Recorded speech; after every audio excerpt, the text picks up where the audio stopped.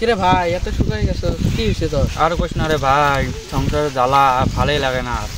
আরে আমারও তো একই।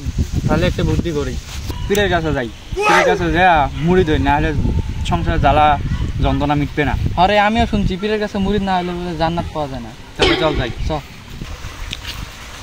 পীর সাহেব বসো। বলো তোমাদের কি সমস্যা?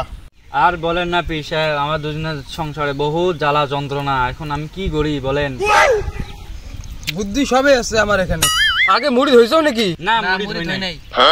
মুড়িদ যদি হও নাই তাহলে তো সমস্যা তোমার লেগে থাকবে, জান্নাত তো পাবা না। আমরা হলাম জান্নাতের টিকিট। আমার কাম হাসরের ময়দানে তোমাদেরকে সাফায়াত করা, আর আমার কাম হইলো পুল সিরাতের রাস্তা পার করা। কারণ পুলসিরাতের রাস্তা আমি চিনি না, আবার ও ভালো চেনে। পীর সাহেব আমাদের সংসারে জ্বালা কিভাবে মিটবে একটা উপায় দেন। আগে মুড়িদ হইতে হবে, তারপরে সব বাকি কেচ্চা। আচ্ছা ঠিক আছে।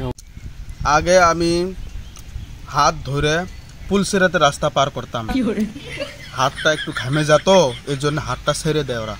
এই জন্য এখন আমি গামছা দিয়ে পুল সিরাতের রাস্তা পার করি। এখন যদি তোরা মুরিদ হও, এই গামছা ধরে মুরিদ হইতে হবে। আর এই যে আমরা দুইজন যে আছি জামা পীর সাহেব, আর আমার এই দুই পীরের এই বুড়ি রোগটা যে আছে এটা চুষতে হবে।